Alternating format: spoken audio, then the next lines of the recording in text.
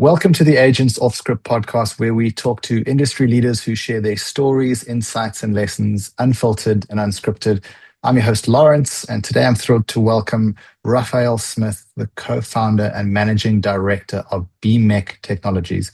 Now, BMEC is a Cape Town-based engineering consultancy that offers CTO services and undertakes full-stack hardware, embedded software, automation, and medical device projects. They're one of those firms that doesn't just design, they prototype, comply, manufacture, and deliver. Raphael, welcome to the podcast. Thanks, Lawrence, and thanks for that awesome intro and summary. You captured what we do in a nutshell, which is great. Amazing. Yeah, great to have you on. I mean, if there's any further context that you can provide beyond what I've put out there, we'd really appreciate it. I'm sure you've got a little bit to add. Yeah, so I think you hit the nail on the head. What we really specialize in is the multidisciplinary aspect of things.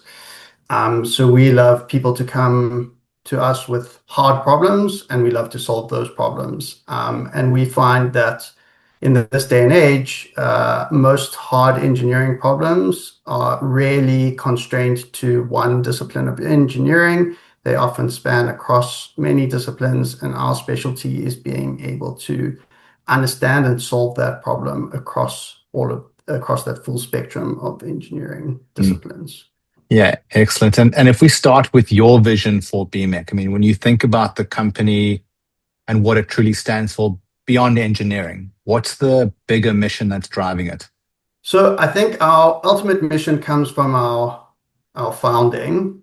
Myself and my business partner Heidi, we met working together at a medical device startup called Cape Ray Medical, and they were building a mammography machine that did X-ray imaging of women's breasts and ultrasound scanning of women's breasts at the same time, which was a novel technology, and we really had this amazing opportunity. It was my first job to work on this beautiful technology. With an amazing team of engineers.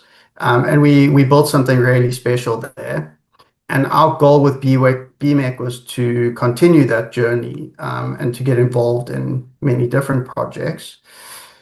And so when we started, our goal was exactly that, just to get involved in developing technologies that had not only a commercial impact, but also social impact. For many years, we kind of leapt at any opportunity to build something cool. I think we've matured quite a lot since then on understanding the commercial aspects of that as well, and making sure that what we deliver can carry itself commercially. Because ultimately, you can develop a technology, but unless it's going to carry itself commercially, it's not actually going to achieve those socioeconomic benefits. And it's not actually going to fund itself beyond just building something cool that works once and then sits on the shelf. So yeah, to summarize, our vision is to build stuff that actually has commercial value to carry itself, and also has some kind of socioeconomic value to deliver to society. Yeah, that makes complete sense. And what would you say success looks like for you? Oh, we've got some great projects out there. I think that, for me personally, for BMEC, I guess those two are quite aligned for me.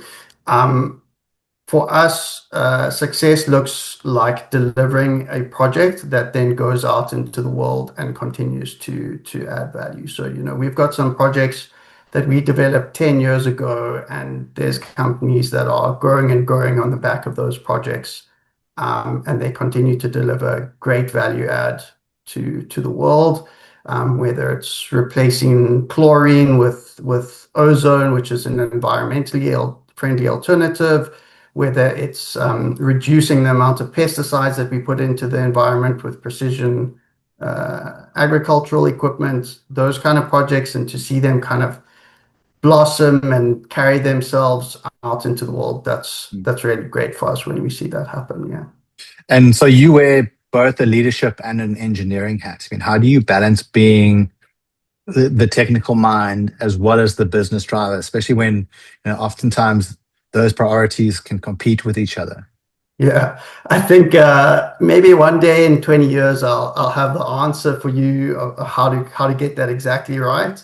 It is definitely one of our biggest challenges to to wear both of those hats. Just this morning, Heidi and I had a long meeting trying to find that careful balance. On the one hand, we want to deliver the best technical product for our clients. On the other hand, we also want to develop the best commercial value for them, and knowing where that point is on that continuum is actually really challenging. And half the time you're blind to a lot of the variables that go into that. And so the key is a lot of communication with all the people involved and making sure that your objectives are aligned with everyone's, and to keep your head out the rabbit hole. I think if I was just an engineer, I would have a manager that I might hate that was barking down my neck the whole time saying, "Hey, hurry up, move on." In this case, you've got to keep sanity checking yourself there and making sure that you're paying the right amount of attention to the full solution space. Mm. And do you find the biggest tension is between perfection and practicality, or rather between innovation and delivery? It's probably a very complicated solution space of all of those, right? So, I think one of the big challenges around quality is that we want to, because we're often developing new technologies, we want to develop that technology quickly and cost effectively for our clients. That's essential to their commercial success. At the same time, we need to make sure that we don't vibe code a solution for them that's going to fall down when it comes time to deliver at scale. So unfortunately, we've been around for a while, so we have a lot of experience about what that looks like, getting that right. We've gotten it wrong many times before, and there is a careful balance of saying, let's park this. We know it's not perfect, but we've mitigated the risk of having to get it right down the line, or what the implications are of having it wrong. And again, the key there is communication with our clients and everybody involved. We don't keep that a secret. We don't, wallpaper over it. It's an open conversation. Look, guys, sorting this out is going to take this much more time and cost this much more. It's our recommendation that you do it, or it's our recommendation that you don't do it. And these would be the implications. Should we do it now or should we not, kind of thing. So yeah. Yeah, that makes sense. And so much of BMEC's work is bespoke. Every client, every build, and every problem is unique. How have you as a team approached making your delivery more repeatable, or maybe more modular, without losing that custom quality? So I think there's two sort of opposing aspects to getting that right. The one is that we embrace the bespoke nature of things. So I think this is probably something that we'll touch on again and again, which is our multidisciplinary approach. So we invest a lot in making sure that every single one of our team members can deliver across the engineering disciplines. And so that means that, if we have assigned somebody to a project and that project needs to drift into a new area of engineering, that person can take us there with confidence. So that means that our solution space is not constrained by the human resources that we've put on the problem. So we embrace that bespoke aspect of it. At the same time, there is risk with each bespoke solution. So for several years, we found that we were redeveloping core technologies across many projects, which actually had a lot of shared aspects of it. And because there were often different people working on it, we had different people developing those core things, and they weren't taking advantage or full advantage of the learnings that we'd made. And so we made the call at that stage to pay quite careful attention to what aspects were common and how we could find a way to carve those out and develop them into a standalone offering that would be basically a Meccano set for us that we could plug and play into other projects, and then achieve, high high repeatability, high levels of quality, high levels of stability, while still being able to build on top of that. And that product has evolved over the last few years into something we call BMEC Deep Core. It's essentially a set of software libraries, hardware devices that are highly configurable, and they allow us to spin up higher level technology solutions on a foundation that's very stable. Especially in the IoT space, we can offer Wi-Fi connectivity, internet connectivity, Bluetooth support, all of that in a matter of days, instead of a matter of months or years.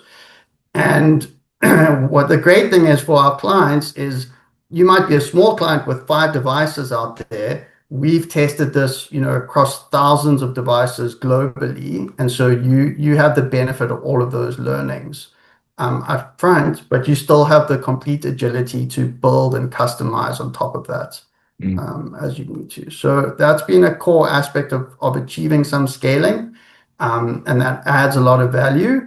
But yes, we do specialize in the bespoke side of things. And so we embrace that aspect of it and making sure that we give that bespoke service to each client.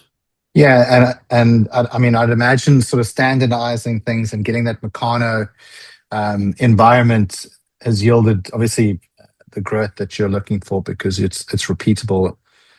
But have there been any instances where it's clashed with client expectations or creativity? Yes and no. I think one of our challenges has actually been migrating clients where we already built them a solution historically onto that new platform. There's obviously new costs involved, and so trying to explain to them like, hey, it's not a good idea for us to keep trying to solve these problems one at a time for you. We've solved it properly. Like you should make this migration on. Those conversations have been challenging at times, but eventually we do manage to show them the value add of making that transition. In terms of restrictiveness, I think that we worked really hard to make that solution portable, and we had a very good understanding of what that would, where the limitations would be, because we'd implemented across some very different projects.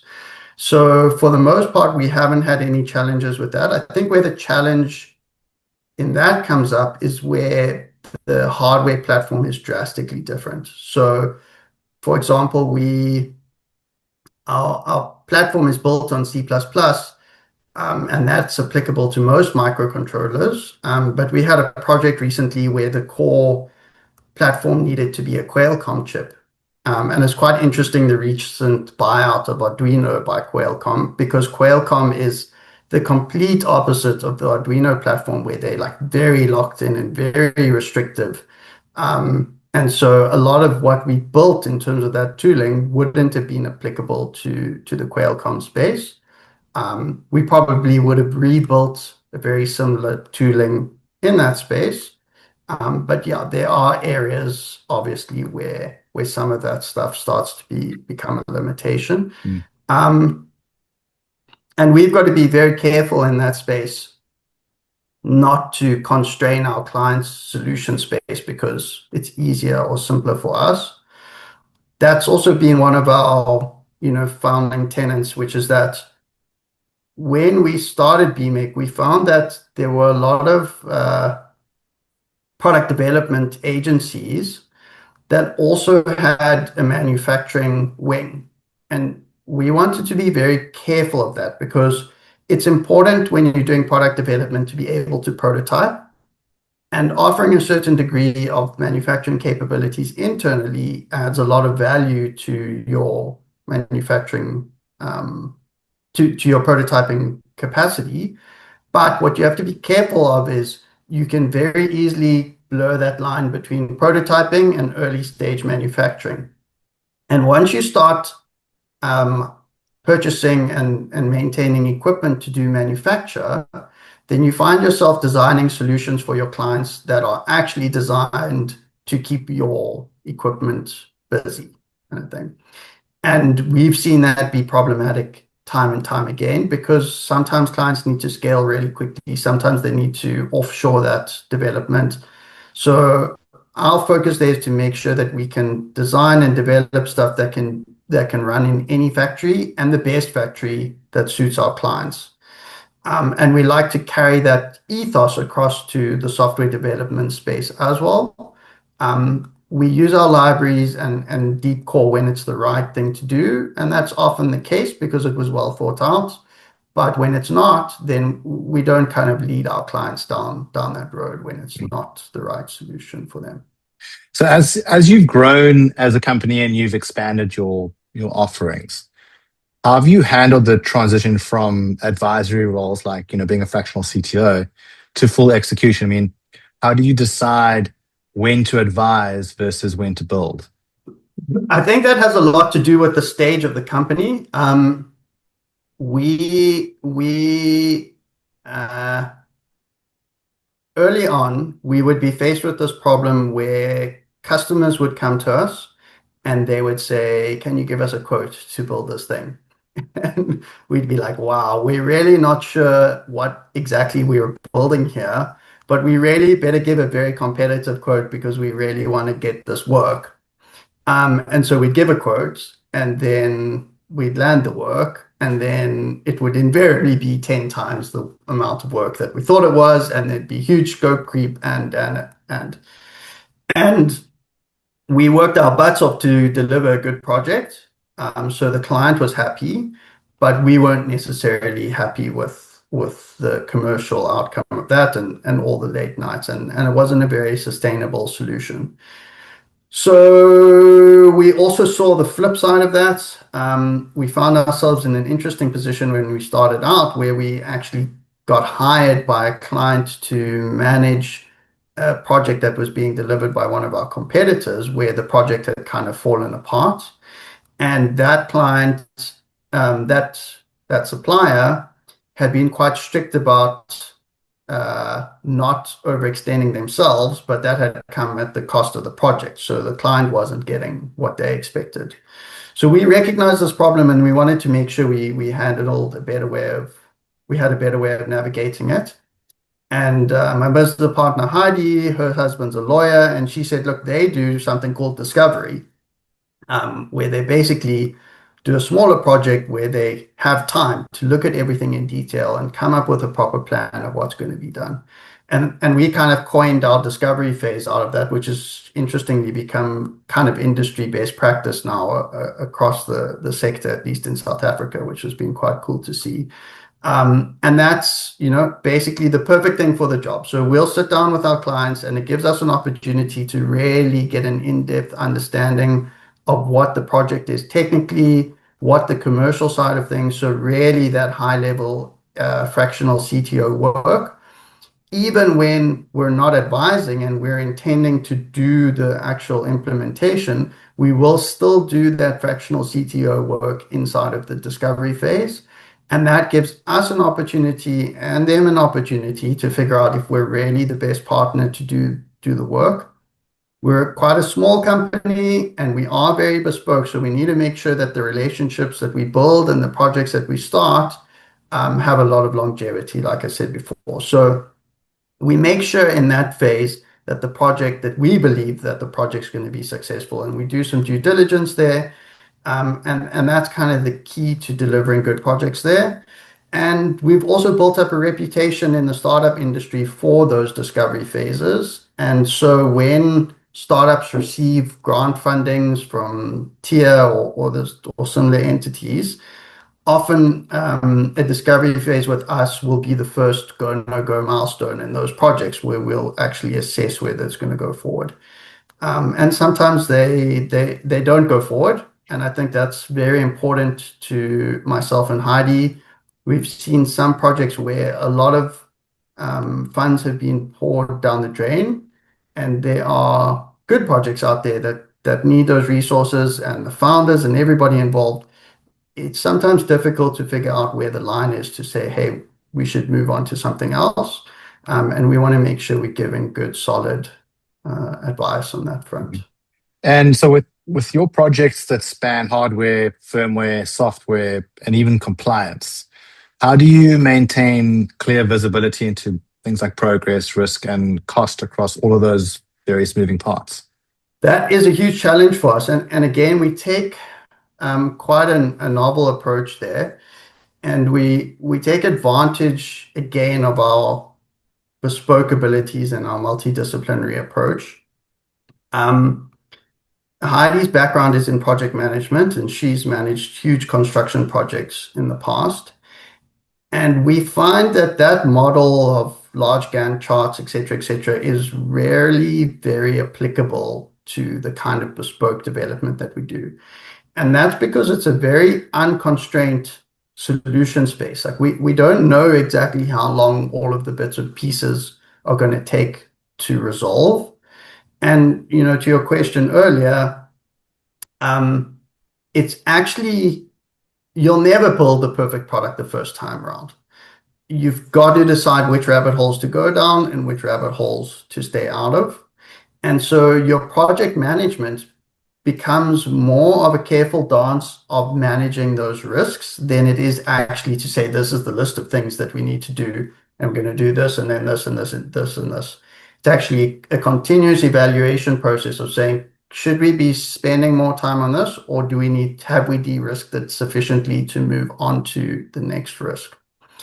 So to achieve that, we have quite a simple project management approach, which is essentially just task-based lists. We use GitHub extensively. We kind of lean on our software development background there and apply it to hardware as well. So we have GitHub repositories for each sort of module of our project, whether it's the hardware component and the software component. And we open issues there, we prioritize them, and we work through those issues, much like you would a software development project. We apply that to hardware as well. And that gives us great visibility.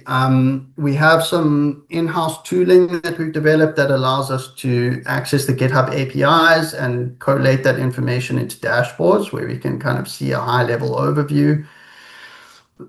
We also use that to do regular reviews with our clients, and we make sure that our prioritization of issues is aligned with their prioritization of issues. And then obviously GitHub gives us great traceability.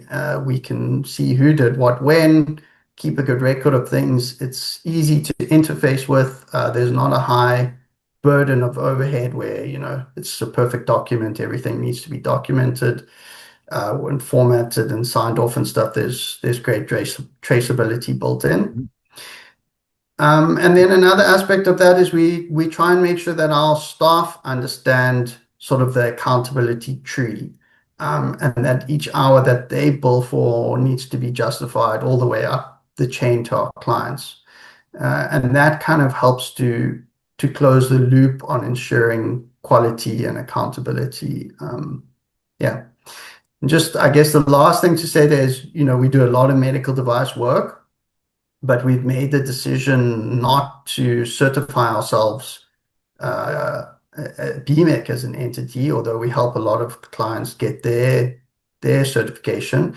And that just gives us the agility to move the way we need to. But we are at our, founding based in medical devices. So we have a lot of intrinsic desire to have good quality management in place. And we have a lot of that sort of baked into our foundations.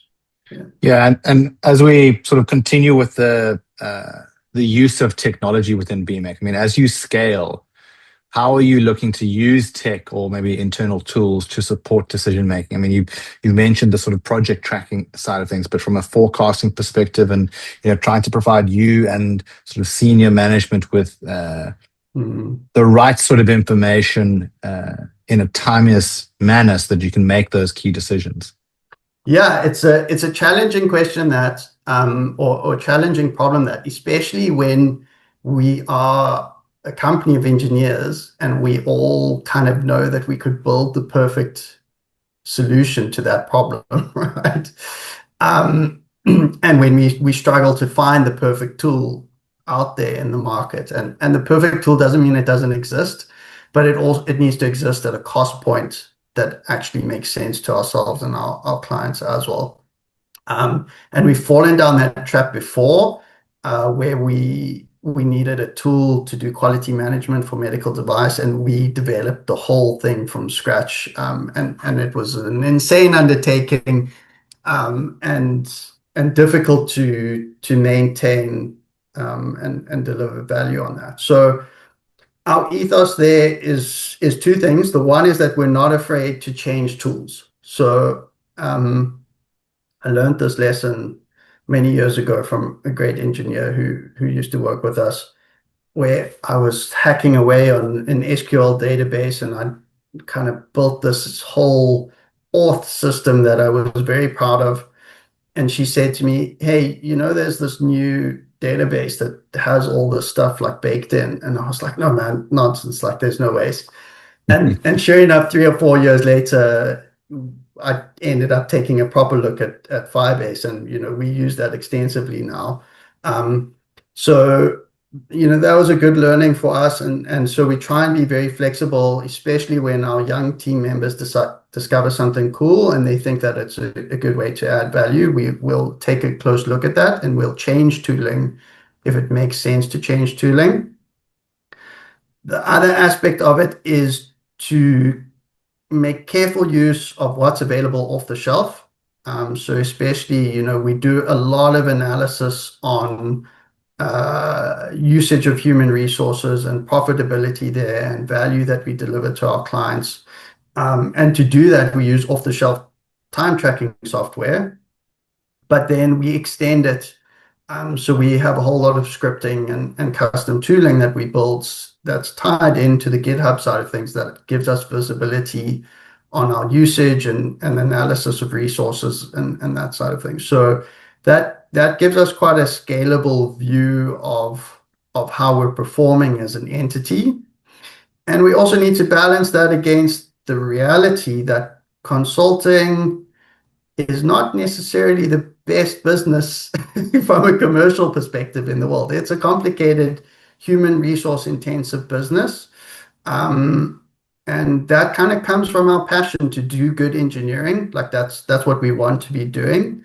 And we need to make sure that we don't lose sight of that aspect of things, chasing just blind profitability, because I think that it's actually quite easy to do that in this space. You have a lot of, I guess naive is quite an unkind word, but it's potentially the reality of it. A lot of young, inexperienced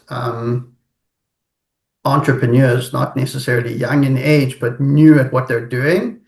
And it's, we know this because we have a lot of people coming to us with these stories already. It's quite easy to pull the wool over their eyes and tell them this is the right way to do things, and take their money and not deliver. So we want to make sure that we are building tangible stuff that goes out in the world and does good. Yeah. And I mean, the engineering services space is quite competitive. I mean, as you've just rightfully mentioned, clients often don't know who to trust. How does BMEC differentiate itself when approaching new clients? So I think that, that ties back to what I said earlier about our discovery phase, which is that has come with maturity and patience. We need to make sure that we kind of hold our ground with clients and say, like, look, we understand we might not be the right match for you now. Like, if you found somebody that said they're willing to do this, we would caution you. Like, it's not adding up for us, but go for it. And if it doesn't work out, like, we're here if you decide to come back to us, kind of thing. And we have had several clients come back in 3 or 5 years' time and say, look, we should have listened to you back then. We went down the wrong road, which is, I don't know, it's comforting for us. That tells us we made the right decision. Obviously, it's not great for them. But yeah, that's been a big aspect of it, is kind of having the maturity to wait for the projects to be a good match for us. And then the other aspect is there's kind of 2 types of clients that are a good fit for us. The one is an existing entity that is doing fairly well commercially, and they'd like to innovate in a way. And in that case, we like to, in that case, it's very important to step slowly through the development and make sure that we do things one step at a time. There's no rush there. And that gives us an opportunity to build a relationship slowly with them. And then there's the startup space. And I think in the startup space, what we've been working very hard to do, obviously, we've built quite a good reputation, but we're trying to close that ecosystem there. So making sure that the funders know that we're trustworthy entities to work with. And we've had a lot of success with that. Having the BMEC stamp on your project goes a long way to putting funders at ease. But we also want funders to know how we work and to embrace that side of things. And that has been a difficult, hard slog. We have had a lot of work that didn't come our way because we said, look, you're not going to finish it in this timeline. And the investors more than the founders pushed those projects away from us. But that's come full circle, and that's kind of a global phenomenon. It's a global issue. And you see it a lot in the global ag tech space, where there was huge VC investments there, and the money just wasn't matched to the investments. They didn't really have a good handle on the timeframes involved. And so as much as they wanted to trust and support their founders, it was just never going to deliver the return on investment in the timeframes that they were looking for. And that killed the project. And the problem with that is it didn't only kill the project, it also started to erode the market, because your farmers, your customers started to lose faith in agri-tech, and that became a huge problem to adoption then.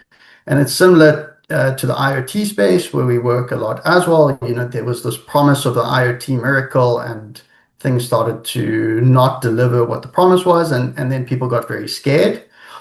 And we are very involved in that ecosystem of now rebuilding things with a lot more care and helping investors to say, these are the kind of projects we're involved in. These are 10-year investments. Let's do them properly and make sure we deliver value. And it'll be very interesting to see. I think the large language model AI space at the moment is a similar one, where there's obviously a lot of energy and a lot of fast-moving projects. I hope that we don't burn too many people with failed implementations, that the value that is there ends up being squandered as well. So we'll see what happens. Yeah, that's super interesting. And how would you say the majority of your net new clients are finding you?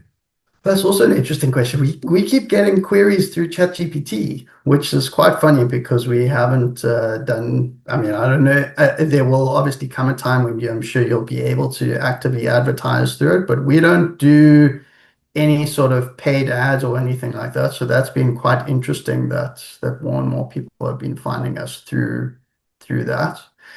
It's also interesting how the sort of shortcomings of large language models have played into that, where someone's been looking for a software automation company and they found us because there's the word automation, but it's more geared at industrial automation, not software automation kind of thing.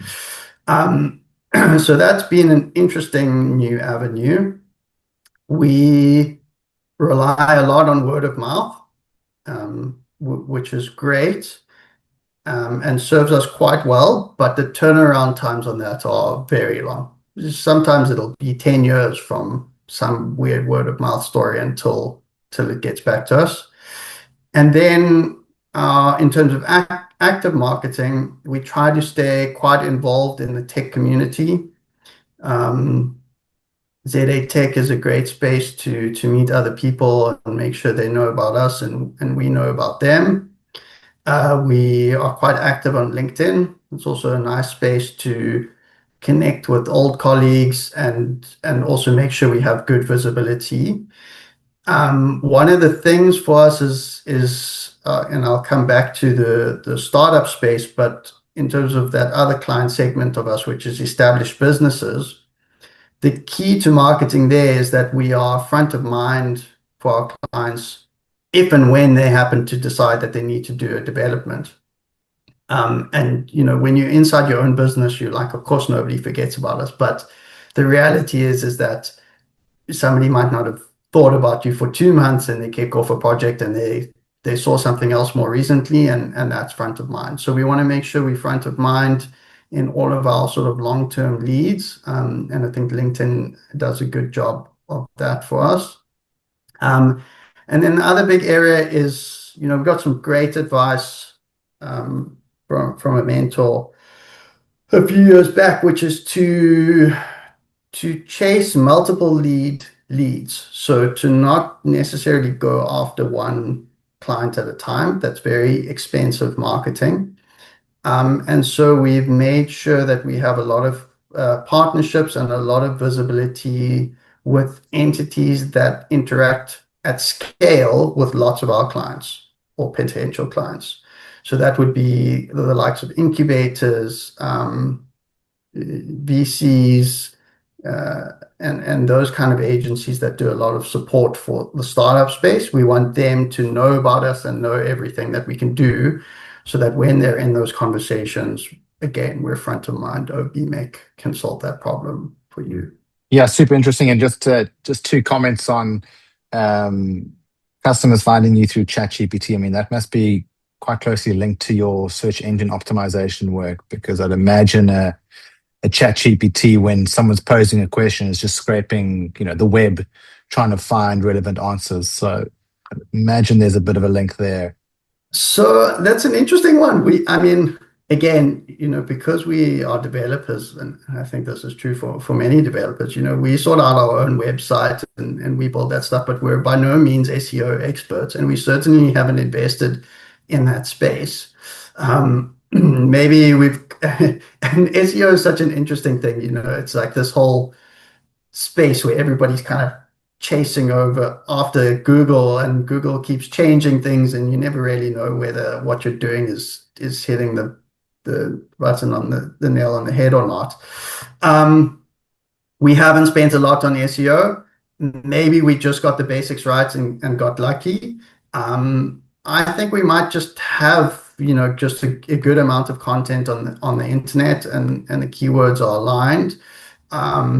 Who knows whether it got pulled from SEO side of things, or whether it's just general content on the internet. But we do try and make sure we've got some kind of presence out there, and that seems to be doing the trick. Yeah. And then just a follow-up question. I mean, you mentioned sort of relying on word of mouth or referrals. Many sort of operators that I've spoken to say that they rely quite heavily on referrals, but that the referral model will only get them so far. And it sounds like, you've experienced something similar with, as the example you mentioned, something only paying off 10 years down the line. I suppose the question is, beyond referrals, beyond the sort of networking that you're doing on LinkedIn and various sort of forums, how are you going about making sure that growth is a little bit more predictable? Yeah, so I think that is our active marketing strategy that we've been heavily involved in, and a big part of that is the sort of active outreach, making sure that we're attending industry events, that we have high visibility. And the biggest challenge for us there is that we are busy doing implementation as well.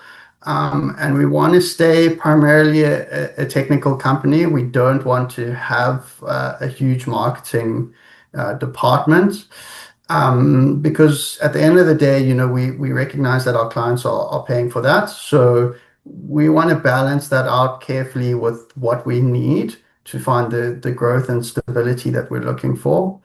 And our strategy there, which has been serving us very well, has been that combination of LinkedIn, marketing, making connections and establishing relationships with groups that have a lot of outreach into other potential clients, and making sure that we have good visibility at industry events. The challenge there for us is because we're so multidisciplinary, we have to think carefully about what's actually a good industry event. Otherwise, we'd be at one every day of the week kind of thing. Yeah, that makes absolute sense. You don't want to spread yourself Yeah. too thin. So speaking about the Yeah. multidisciplinary aspect of BMEC, I mean, if we apply that across your company culture, I mean, you obviously encourage your team and your engineers to, be comfortable across software, hardware, and mechanical. But how do you build and sustain that culture? Look, I think it starts with good hiring. So, and that's in and of itself is a challenge for us. So we like to take young graduates on as our number one source of hiring, and that just it's difficult if you take on somebody senior and now you need to remunerate them fairly, but they're learning 80% of the time from scratch. That just doesn't work out for anyone. So taking on a young graduate who's eager to learn and experience across the disciplines, that's a really good starting point for us and them. And then we've learned over the years, what it takes, and we have quite a good graduate entry program where we can kind of take those young engineers through the different disciplines and make sure that they become competent with the support that they need to develop into all of those areas. And it's about finding the right balance of guiding them and giving them freedom to also become experts in those areas. I think while we believe strongly in the multidisciplinary approach, we also acknowledge that there's obviously going to be a difference in somebody who spends every day doing the same thing and our team that moves between things. And so with that in mind, we know that there's going to be knowledge gaps for each of us in each area. And so we kind of encourage our young engineers to explore that field and feed back to us with the latest and greatest in that area, which is quite an exciting process as well, to kind of see those young engineers pick up the mantle and come back and bring new value and new findings back into BMEC and onto our clients. So yeah, that's a really important part of it. I spoke earlier about, our ethos of making sure that our whole team understands the cost and value that they add to the project across the commercial spectrum through to our clients. And that's a very challenging thing to understand. A younger me really battled with seeing that picture. I'd look at a work that a junior engineer had done and being like, but why on earth did you not realize that that was important, kind of thing? And it took me a long time to see that the reason that they didn't see that that was important was a failing on our side from actually either taking responsibility for that area of context that they could never have had, or failing to fill them in on that part of the picture. And so now we work quite hard to develop them. In the early days, we expect them to have very little context, and we carry a lot of that burden, and then we slowly build that context into the picture in which they work. And that's very enriching for our team. It gives them a lot of accountability and independence. And I think it makes for a really great working environment. And in such a high performing environment, I mean, how do you keep your team motivated and essentially try and prevent burnout? That's a good one. So we have some very strict rules around availability. We work Monday to Friday, availability during office hours. Outside of that, we have no expectation that you're going to be checking emails or paying attention to your phone. We obviously have complex technology deployed around the globe and disasters happen. And so, we will need people to be on call if there's a disaster. But we work hard to make sure things are properly mitigated and everybody has a proper work-life balance. We're also very strongly work from home. So even though we do have a hardware aspect and the team needs to get together sometimes, and we are co-located in Cape Town so that we can move hardware between us and work together when we need to, we all work from home. We do want our team to have freedom of their time and kind of do what they want. And so that gives them a lot of autonomy. And I think that goes a long way to helping with burnout. It's one thing to expect somebody to work hard when they're able to run out and fetch their kids or go to the doctor when they need to. That takes a lot of the pressure of a busy life off people. We want to make sure that our team is remunerated fairly.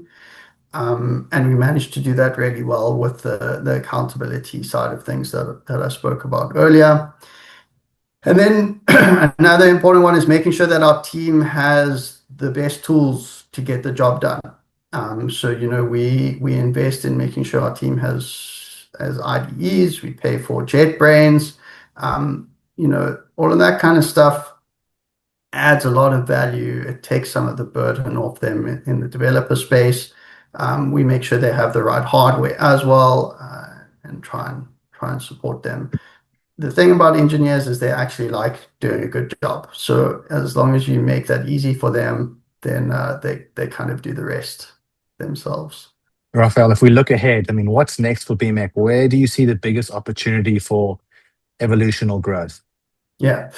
So our challenge and opportunity there is to find a way to take this model, which is its value lies in the bespokeness of it, and to find a way to scale it. And I think that we've seen and helped enough businesses scale to know that the challenges that we have in that problem now are not going to be the same ones that we have in 6 months' time, and they never have been for us. We've cycled through many different challenges. At times, it's been not enough work. At times, it's been not enough capacity. At times, it's been not enough quality. And I think we're really maturing in that space where we kind of know what many of those challenges look like and how to weather those storms, and then also how to develop systemic approaches to dealing with all of those things and stabilizing their output, which has put us in a really good position to grow from here. So, I'd like to see over the next 5 years, and just to say, we are not, our goal is not aggressive scaling to a business 20 times its size in 2 or 3 years. We have a lot of really good SMEs that depend on us, and we want to continue to support them and make sure that those projects continue to thrive. So we're all about stable organic growth. And so I'd like to see us continue to scale in a stable, sustainable way over the next 5 years. And I'm quite excited to see what it looks like to take this very bespoke approach and scale it. My working theory for that has always been small modular teams, where you don't try and hold too much of a sort of cascade or waterfall approach to management. I think that when you have a highly skilled team, they need to have that autonomy to deliver independently. And so, yeah, we'll see over the next 5 or 10 years whether that holds true or whether we find ourselves falling back to the traditional model with a drafting department and. But yeah, I hold out hope that we can keep our bespoke multidisciplinary approach and scale it. Yeah. And if you could go back and advise your earlier self, the Raphael that started BMEC 10 odd years ago, what would you tell him about building an engineering business that lasts? Ooh, that's a good question. It's that kind of goes back to that question of context. I've always been a person who kind of likes to teach things to myself and learn them my own way.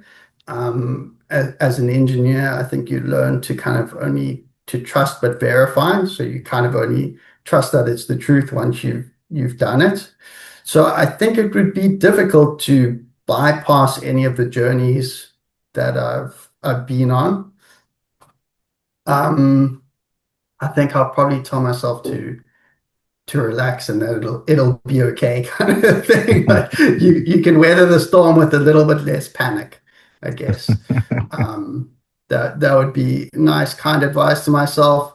And I think to listen a little bit better to your clients. I think that's a really important one. It's not always easy to hear what they're communicating in the gaps of what they say. And it's also very difficult as a technical partner. We live in this reality where there are two. You're a technical partner, but at the same time, you're a cost to that business. And so there's some information that you'll never be privy to. And at the same time, you kind of need all the information to be able to deliver the best value for your clients. And so it's always a really tough challenge to know when to push back technically and say like, hey, we feel like really strongly that this is a bad move now and you should go in this other direction. And when to pick up on the fact that there's something going on that you might not have full visibility on, and actually to support your client in that journey and kind of trust them to know what's right for their business. So Yeah. it would probably be that is to listen to the message in the silence a little bit, and to back your clients in what they feel is the right approach technically for something. And Raphael, if our viewers and listeners want to reach out to BMEC, get a hold of you guys, connect, where's the best place to do that? The best place to do that is to drop us an email to the email address on the website, info@bmec.co. It's not .co.za. I was so excited when I found the .co.domain back in the day, and we never realized the trauma we'd be setting ourselves up with the infinite .co.za conundrum.